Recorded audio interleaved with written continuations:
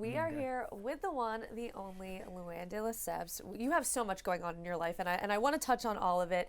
But first of all, the last time you were here, we were talking about Bravo's Love Hotel. So I need to know how you and James are doing. Are you guys still in contact? You know what? We are. James and I, have a special bond, and I think you saw that on the Love Hotel. We adore each other.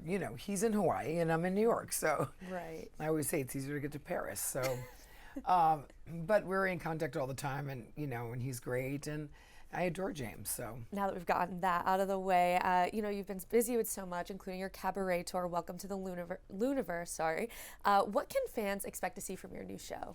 Well, cabaret, I travel with 6 guys. I've got tour managers and my musical director, makeup and hair, drums, bass player, etc. So I made a show which could support not having such a big band, right? Which is really, it's a look at the most iconic moments from the Housewives. And what I do is kind of peel back the layers and talk about what really happened from my perspective. So it's so much fun. I come out to Chic, and then I play clips of these iconic moments, and then I spill the tea on what really happened. And, from the pirate to the photo at the Regency of Bethany, all of that. And then I get into a Q&A with the audience. So I get to talk to the audience, and they get to ask me whatever they want. And I can't leave without giving them some money.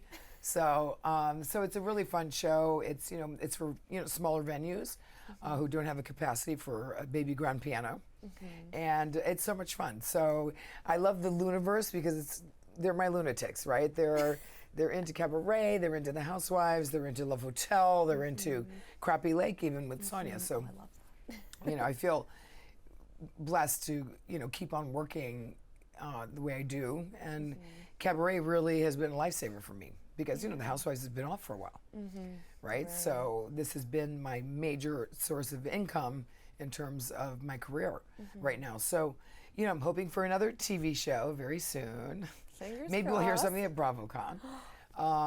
And yeah, so it's been a great ride. You've also been doing a bit of acting. We saw you on last season of Murdoch Mysteries. You played Noelle Victoria. You're coming back this season. How did this all come to be? And I'm curious because the character's named after your children, right? So how did that happen? Well, because, somebody that works on Murdoch, his name is Ian Christensen, who's fantastic, and actually Nora Lawler, who actually put us together, who's in PR, he had the idea that, we need something totally different, right, for this season, because it's season 19.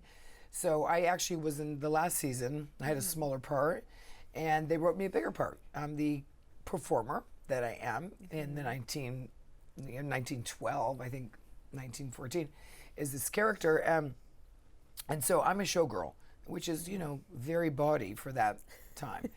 and I'm married to the mayor, who is a scoundrel. I love words from the he's a scoundrel. And I have a crush on Mr. Murdoch. So it was so much fun. They're so supportive. They've been amazing in terms of, listen, I do scripted shows. Sure, I've done Law and Order, I've done Royal Pains and other shows, but I've never done like a time period piece like this. So it was really fabulous to play this role, to have the name of my children, and to have the people at Murdoch so supportive. Because listen, if I mess up, they do this every day, right? And so I don't want to keep them behind schedule. So I had to know my lines, and I had a lot of lines on this role.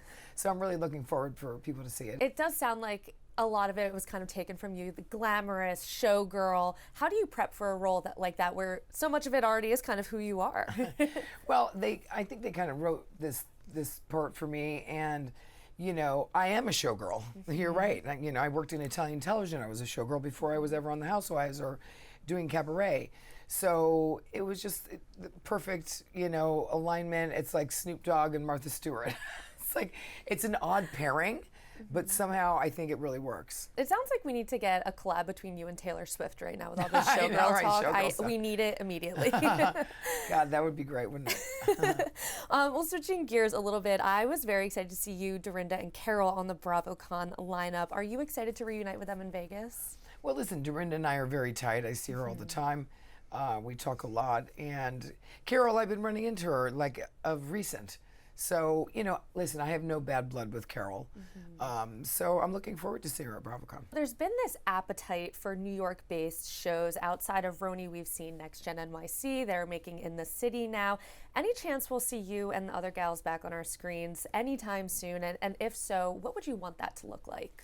Well, listen, I think that we all have our lives, right? And, you know, Sonia's in Florida. Ramona's in Florida. Jill's in Florida.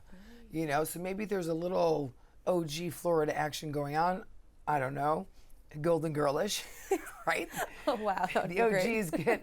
hit Florida. And speaking of Next Gen, you know, my daughter, who doesn't really, it's never been her thing. My kids are both artists, Noelle and Victoria.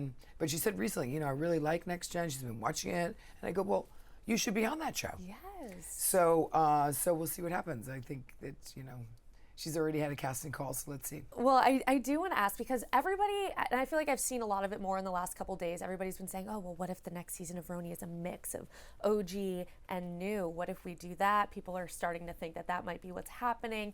What would be your dream lineup for a RHONY cast? I think it has to be, of course, myself, Sonia, Dorinda. I think we need a little Ramona, because we need some crazy eyes. You know, I'd like to see Kelly back.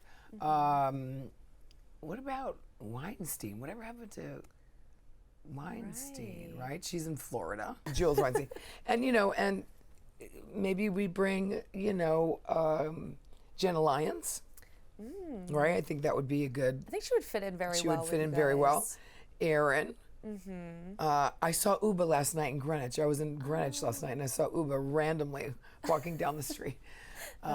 Maybe a little Uba action. You know, Bren has always been my favorite, so you know, who knows? But I think there's a real thirst for the OGs to come back. Yeah. Oh, absolutely. And I've heard through the grapevine. I was just talking to Dorinda about that too a couple weeks ago. I was telling her, you know, when they come knocking on all your doors again, you guys better say yes.